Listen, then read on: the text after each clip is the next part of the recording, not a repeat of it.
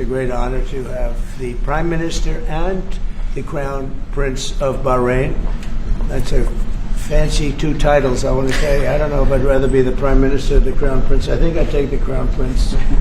And very importantly, your son, your beautiful son, who has a great reputation, you know that. Thank you, Mr. President. Great reputation as a smart, hardworking guy, so it's good to say hello to you. Congratulations.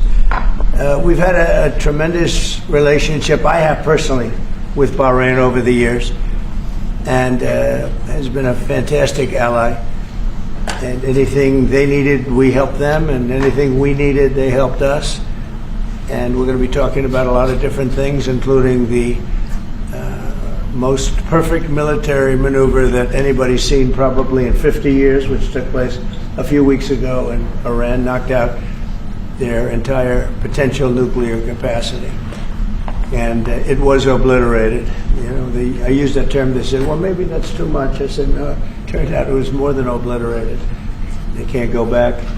And we're just really going to talk about some things, including trade. We're going to be discussing trade. We do a lot of trading with Bahrain. And we're going to have lunch after this, but we'll take some questions. At first, I'd like to ask the Crown Prince to say a couple of words. And he also has a father who's living and well and doing fantastically, as I understand it. He is. And somebody who's respected all over the Middle East and all over the world. And thank you very much for being here. Thank you, Mr. President. Thank you, one and all. It is indeed a great honor to be here on this fine morning to put into action the relationship that exists between our two countries. We will be discussing security issues, we'll be discussing trade and investment, which is very important. We're very happy to be announcing $17 billion worth of deals that are coming to the United States, and this is real. This isn't. It's real money. These aren't fake deals. These are real deals. They don't have to borrow the money. We don't have to borrow it. It's coming in, and it only builds upon a legacy that we're very proud of. We have had a relationship in the civil side between our two countries since 1893, and formally since 1948. So may it long continue, and we look forward to many, many more years of productive partnership. Thank you, Mr. President. We will have you that. Honor us. We will have that indeed. We'll have many good years, and I'd say right now is your top year, and we appreciate the investment. It's a great. We left, as you know, Saudi Arabia. We were just there, Saudi Arabia, and Qatar was so great. Leader was great. We had UAE, and we had a couple of other visits, but all great places, and we left with $5.1 trillion of investment, and they all want to be investing in the United States now. We have, I think we have over $16 trillion of investment coming in, which is a record, and we're only a little bit into the year. And let's say the first 2 months I sort of took it easy because we had to fix up the Oval Office. I had to devote my time to fixing it up, but now we had to fix up our country. So we have, I think everyone is saying we have the hottest country now anywhere in the world. We were dead a year ago. We are a dead country. And now we have the hottest country anywhere in the world. And it's a great honor to have you here. Thank you, Mr. President. Any questions? On Syria. Can you comment on the developments in Syria at the moment? Well, I can comment. I think I'll ask Marco to say a few words on Syria. Yeah, it's complicated, obviously. These are historic, long-time rivalries between different groups in the south-west of Syria, Bedouins, the Druze community, and it led to an unfortunate situation and a misunderstanding, it looks like, between the Israeli side and the Syrian side. So we've been engaged with them all morning long and all night long with both sides, and we think we're on our way towards a real de-escalation and then hopefully get back on track in helping Syria build a country and arriving at a situation there in the Middle East is far more stable. So in the next few hours, we hope to see some real progress to end what you've been seeing over the last couple hours. Mr. President Jerome Powell, do you have plans, or you're back considering firing Jerome Powell? What's your justification if you're thinking about this? Well, he's too late. He's always been too late. Hence his nickname, Too Late. He should have cut interest rates a long time ago. Europe has cut them 10 times in the short period of time, and we cut them none. The only time he cut them was just before the election to try and help Kamala, or Biden, whoever the hell it was, because nobody really knew. Obviously, that didn't work, but he tried to cut him for the Democrats, Kamala. And how did that work out? You'll tell me. It didn't work out too well, did it?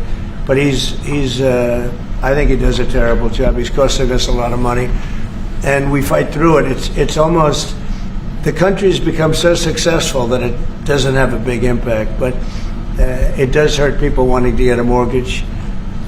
People want to buy a house.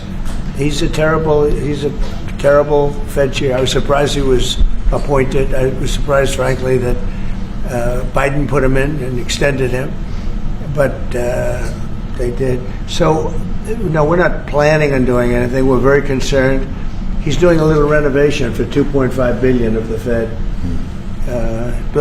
building a renovation, and they have a close to $900 million cost overrun. And it's a shame, but the biggest cost overrun is the cost overrun for interest rates, because we should be paying 3 points lower, and we would save $1 trillion a year in interest if that were the case. And all it is the stroke of a pen.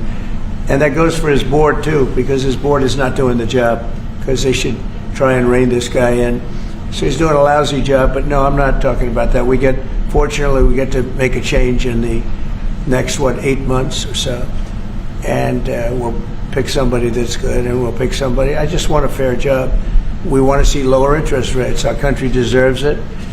We're making a lot of money. We're doing great as a country. We have no inflation, record stock market, record business, record everything. Everything's a record now.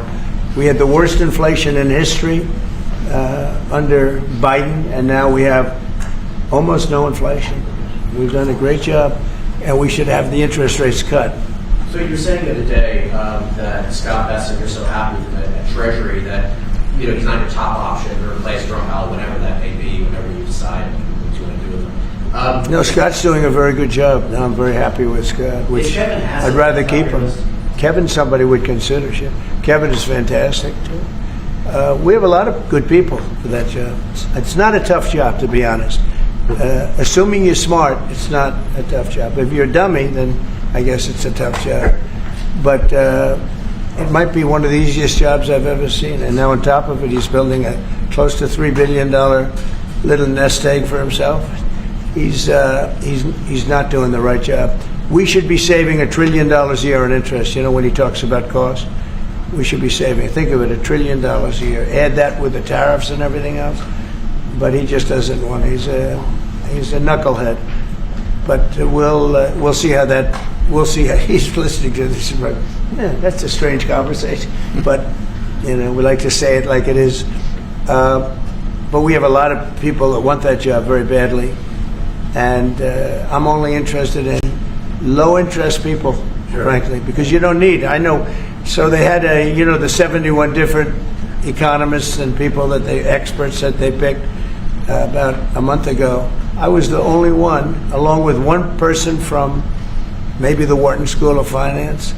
The two of us got it right. 69 people, including Powell, got it wrong. And he wants to hire thousands of new people to help him decide where we're going in the future. It only takes one good mind. It doesn't take 5,000 good minds. So they're expanding the Fed. It's the dumbest thing I've heard of. But it's very autonomous. Just to follow up on that, sir, are you completely ruling out the idea of firing Jerome Powell? I don't rule out anything, but I think it's highly unlikely unless he has to leave for fraud. I mean, it's possible there's fraud involved with the $2.7 billion renovation. This is a renovation. How do you spend $2.7 billion?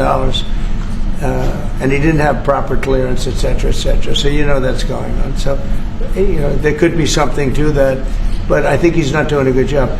He's got a very easy job to do. You know what he has to do? Lower interest rates.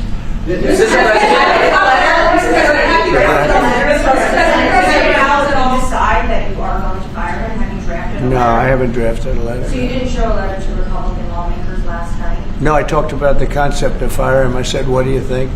Almost every one of them said I should. But I'm more conservative than they are. Mr. President. No, we did. We talked about it. In fact, We had 11 of the 12 people here yesterday, for a very big bill having to do with crypto, etc., and other things. And all of the votes are going with us, every single vote. But during the conversation, when we were talking about it, I asked, what would you do about that? They all said would fire him. Mr. President? Yeah, please. Thank you for taking my question, sir. You were in Pennsylvania yesterday. You Yes. unveiled $92 billion worth of investments. One of those jumped out to $15 billion in Homer City to build the largest natural Right. gas Yeah. power plant ever. I was at the rally where you told Homer City residents you would not forget them when the biggest coal plant in Pennsylvania That's right. closed down. You delivered for them yesterday. What message do you have for those Well, I'm residents? happy. Homer City. I was there, and I said, I'm going to produce something, I don't know what, because they had shut down this massive coal plant, one of the biggest in the country. And it was just purchased by the gentleman that you met yesterday, a very substantial man. I don't know if he's maybe not as substantial as you, I'm not sure. But he's pretty substantial. You know who I'm talking about. And they're going to spend billions of dollars on rebuilding it, and it's going to be the largest plant of its kind in the world, I believe, actually in the world. And it's going to be great. So we really fulfilled that promise to Homer City. But it's to Pennsylvania, basically. I won Pennsylvania, and very conclusively won Pennsylvania. So I owe them a big debt of gratitude. But thank you for bringing that up.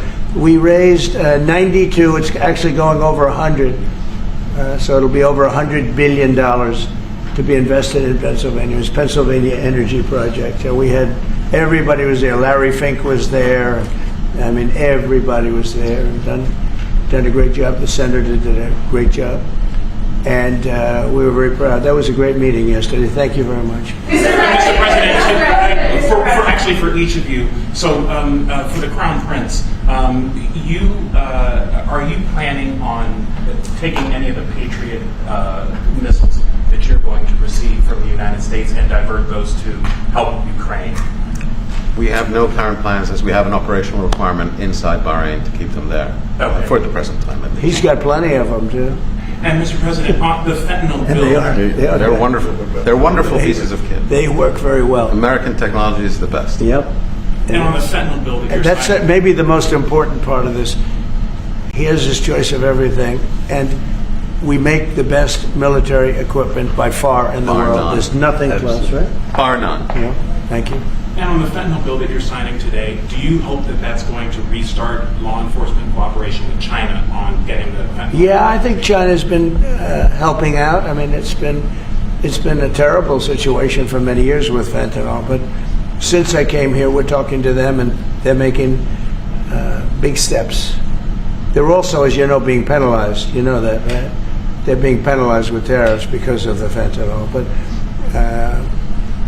they want to do something. We'll see what happens. Mr. President? Go ahead, please. Thank you, Mr. President. An American from Tampa was beaten to death, was killed by Israeli settlers in the West Bank. His family has been calling on you to help prosecute his killers. Are you going to do that, an American from Tampa? Yeah, your first sentence is really. Go ahead. An American citizen from Tampa, Florida, has been killed in the West Bank. His family has been asking you to prosecute him. Are you going to help? You know about Yeah, well, so first of all, have you seen yesterday, Ambassador Huckabee has asked the Israelis to conduct an investigation. We want to get all the information about who was involved. We protect all American citizens anywhere in the world, especially if they're unjustly murdered or killed. So we're gathering more information, but I hope you saw yesterday Ambassador Huckabee in Israel asked the Israeli authorities to produce an investigation and concrete information about who was responsible for his murder. They're reporting that tomorrow. We have a meeting on it. They're going to be reporting that to me. Yeah. Do you think that the Gulf area now is more secure? And do you believe that a negotiation with Iran is necessary at this stage? Well, I definitely believe that the volatility of the situation has been reduced.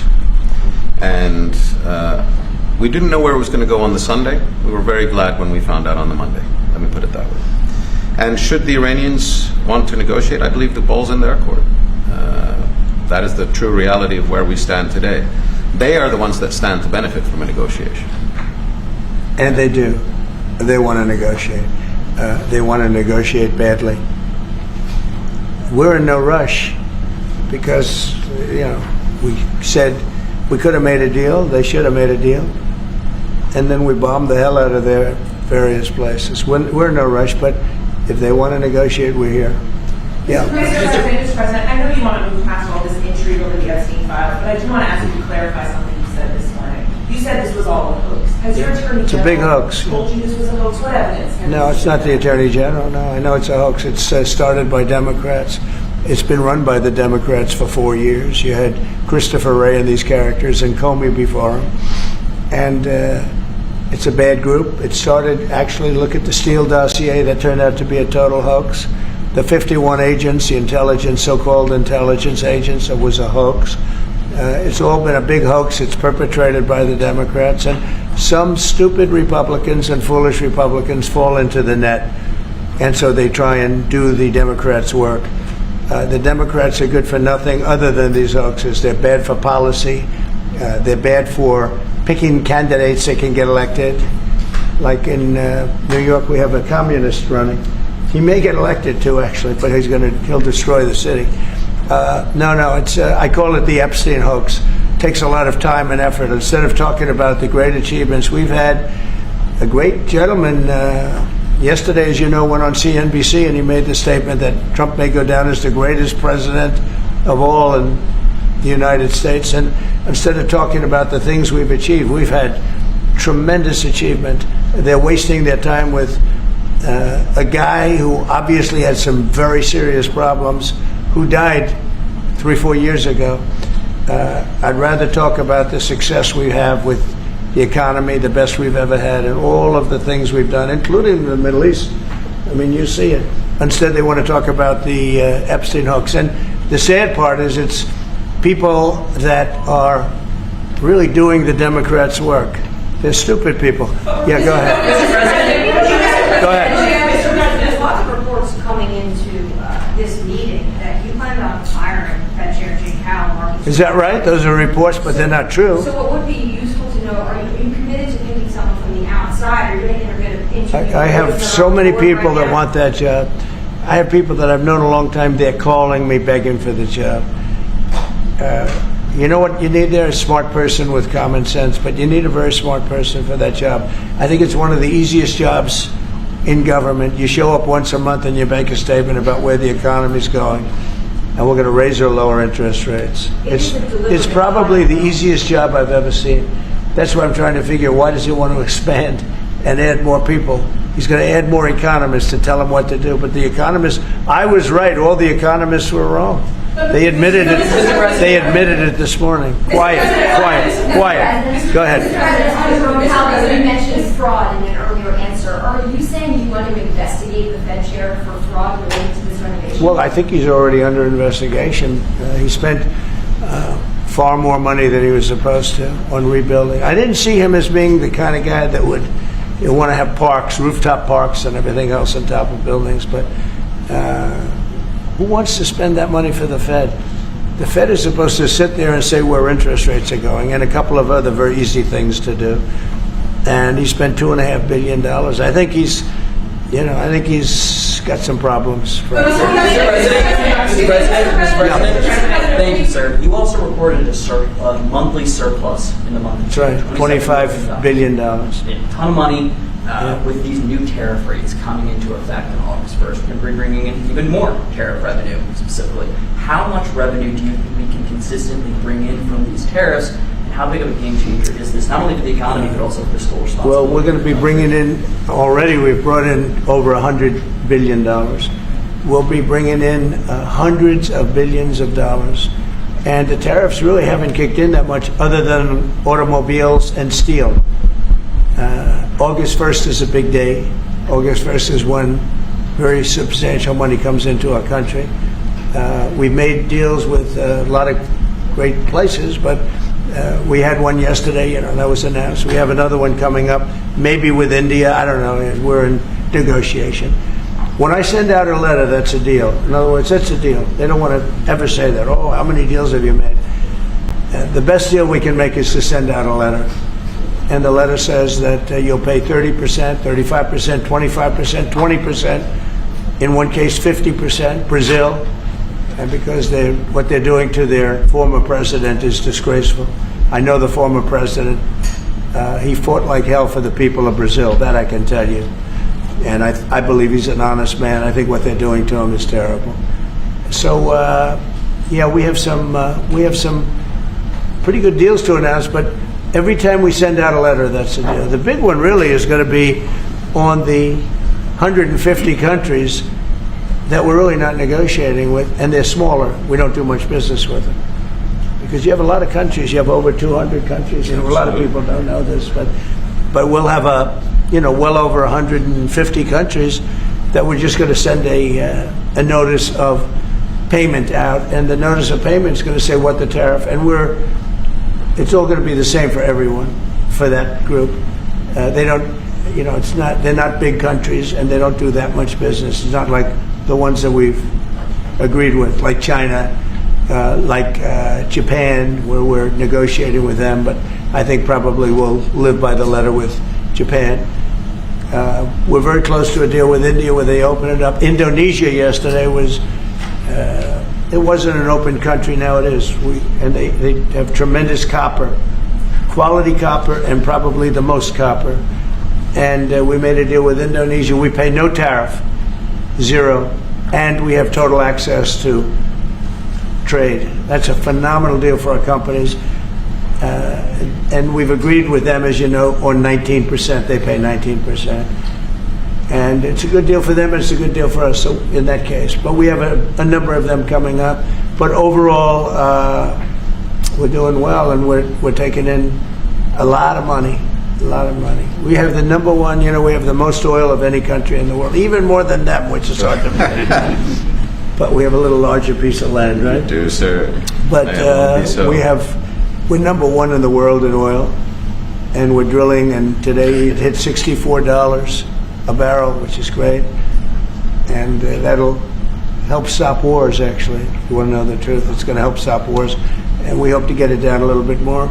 But we have oil down to $2, $2.25, $2.50 in numerous states. We had one at $1.98 a gallon, and that's a great thing. That's one of the reasons that inflation's in check. When you can do that, you stop the inflation. What Biden did is he ended our policies, went to his policies. He didn't have a policy. Some lunatic around the desk had a policy. Whoever operated the auto pen had a policy, which is, by the way, I think the biggest scandal. That's the scandal they should be talking about, not Jeffrey Epstein. The scandal you should be talking about is the auto pen, because I think it's the biggest scandal, one of them in American history. So the economy is doing really well, and people are saying it. Yeah. Please. Go ahead. Will you ask Attorney General Pam Bondi to release more documents to finally put this controversy to rest? Yeah, whatever's credible, she can release. If a document is credible, if a document's there that is credible, she can release. I think it's good. But it's just a subject. He's dead. He's gone, and all it is the certain Republicans got duped by the Democrats, and they're following a Democrat playbook, and no different than Russia, and all the other hoaxes. They're started by the Democrats, and some Republicans. In this case, I was surprised, but they got duped. But have you talked about it? Go ahead. First of all, your high-ranking officials, whether it's been your FBI director or Pam Bondi, they have made some inconsistent statements in the past. Well, I don't know. I can't speak about him, but I can say that Pam Bondi, I really think that she's done very good. She says, I gave you all the credible information, and if she finds any more credible information, she'll give that too. What more can she do than that? I mean, honestly, what more can she do? And we do have bigger problems. We have problems with millions of illegal people that came in here, and they're killers and murderers. We have 11,888 murderers that were allowed into our country by Biden, sleepy Joe Biden, stupid Joe Biden. He allowed him into our country. And you know what? We got to do something about it. She's got a lot of things she's working on. And, you know, it's very sad that somebody can be waylaid, that just get waylaid. But I think she's doing a great job, personally. Go ahead. In your presentation this morning, you mentioned past supporters when you were talking about the airtime issue. Does that mean that you're effectively disowning any supporters? No, but I lost a lot of faith in certain people. Yeah, I lost because they got duped by the Democrats. The Democrats are good for nothing. They've done a terrible job. They almost destroyed our country. If I didn't get elected, all these numbers you're hearing about, they found $25 billion and another 25 is coming in and hundreds of billions of dollars is pouring into our country. And we just got the biggest tax cut in history. We just got the biggest regulation cuts in history. There'll be no tax on tips. There'll be no tax on Social Security. There'll be no tax on overtime. There'll be no tax on so many other things. You're allowed to deduct your interest from a car payment. That's never happened before. You borrow interest. You borrow money to buy a car if the car is made in America. And by the way, factories are being built all over America. Car factories, AI factories. But you get a deduction on your interest. Nobody ever thought of that before. Never happened before. And, you know, these are the things that they should be talking about. The Big Beautiful Bill is one of the greatest pieces of legislation ever in this country. And the Democrats have nothing to combat it. So they say, oh, it's death. Death. Oh, that's good. And then they give it to the fake news, which is you and a few others. And the fake news talks about the bill is death. The bill is actually life. The bill is life, and it saves our country. This bill is incredible. Look at the results already. So we have $16 trillion being invested in our country. And this great gentleman and his family just came in with another billions of dollars. And if he didn't like the country, if he didn't like where we were going, he's very smart.